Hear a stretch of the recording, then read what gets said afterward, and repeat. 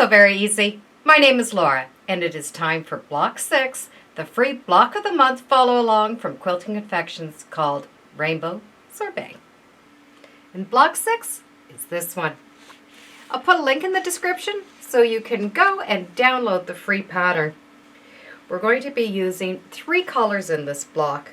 The background fabric, which is the white, a turquoise, and this beautiful sorbet orange with a bit of pink in it. We're going to be making half square triangles out of these 3 fabrics. Now we can cut them in individual blocks, or we can do them in all one strip, and that will save some time. You're going to need 2 pieces of the background fabric, 5 inches by 17 inches.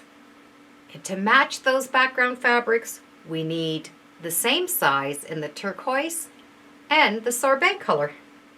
Normally when we make half square triangles, we take the triangles, we put them together, and then we stitch them. This way, we're going to draw lines, stitch them, and cut them apart after. On the back of one of the light fabrics, you need to draw 4 4.5 inch squares. We still have our 4 4.5 inch blocks, but this time we're going to draw the line, zigzagging up and down right through the centers, going from corner to corner. This is going to make it so that we can stitch on the machine without having to stop and move the fabric to start again. Match up your fabric so that the right sides are touching for both of these strips. Your fabrics can be a little bit bigger because we're going to trim this down after. Place the right sides together and place a couple of pins just to hold these together. If this was just a separate square, we still would have drawn that line from corner to corner. And we're going to stitch a 1/4 inch on each side of that line. Then we would cut that apart. We're going to do the same thing even though this is still all attached. If you have a 1/4 inch quilting foot, you're going to be able to use that as a guide and have that 1/4 inch follow along the line. So you're going to be able to take one side and match up that foot along that seam and stitch down and stop when you get to one of the lines, pivot the machine, stitch back down. On some of the ends, you're going to come right back off, and you're going to be able to just turn around and come back, come to the corner, and then go back down. Turn the fabric around and do the other side. So you're doing this big zigzag. So here's the drawn line going from corner to corner. I do have my 1/4 inch foot on, so I'm going to have the edge of that foot follow that line.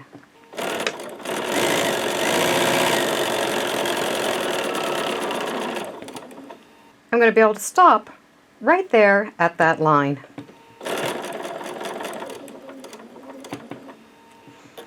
Now pivot. That edge of the foot will follow the next line. These are made a little bit big, so they're going to be able to be trimmed down. So if you're off just a little bit, it's going to be fine.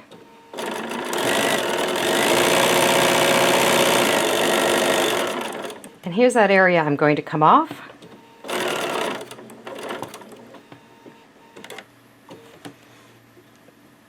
Just lift up, and you don't even have to cut that thread. Line the fabric back up and start stitching. We're going to be able to continue this coming right to the very last part. The end I'm going to come right off.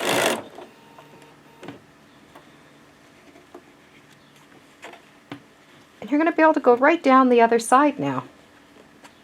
And you don't need to cut the threads. All of this extra is going to be cut off, so you don't have to be precise.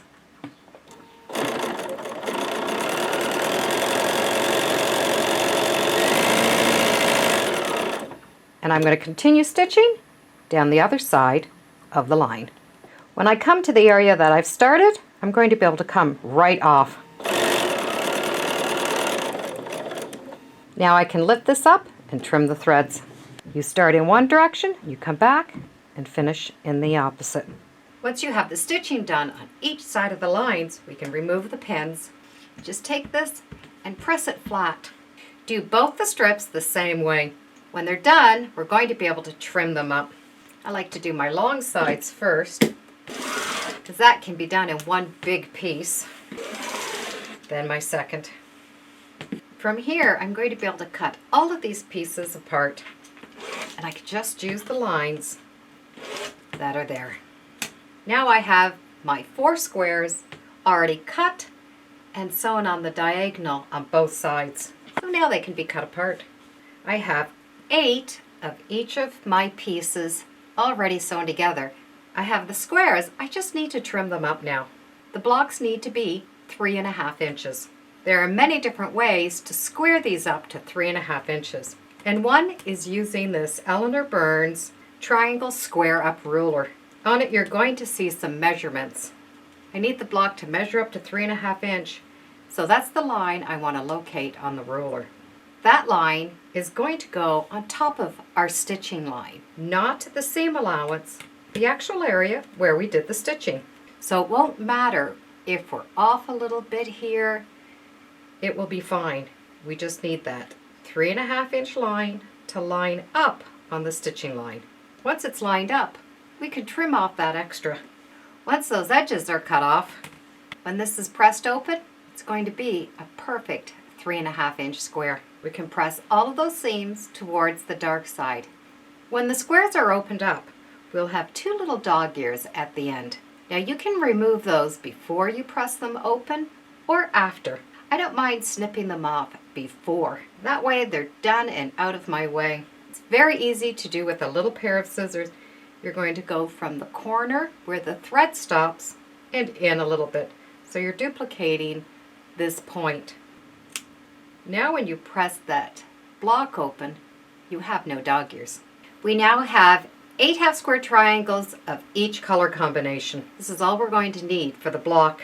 We can lay the block out and then sew everything together in rows, or we can lay them out in quarters.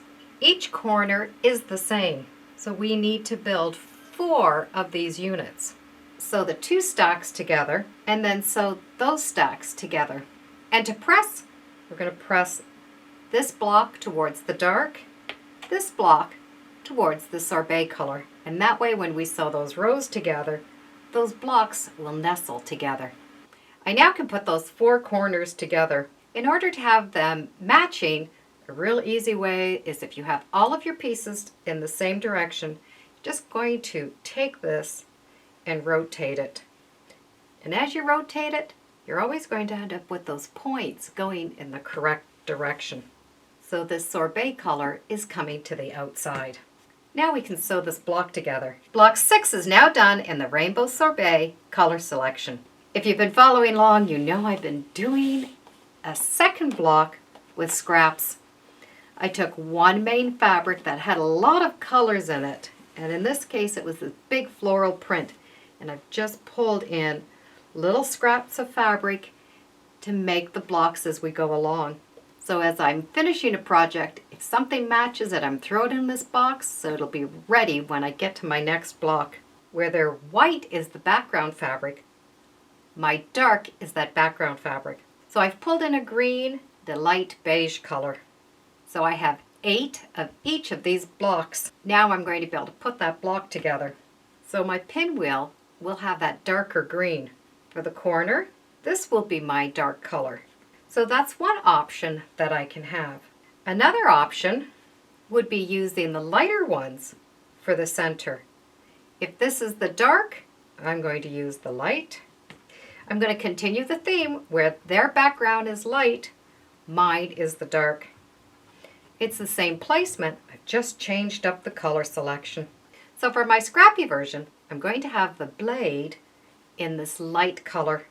It's the same block, but boy does it look different when you change the colors. Block 6 is now done.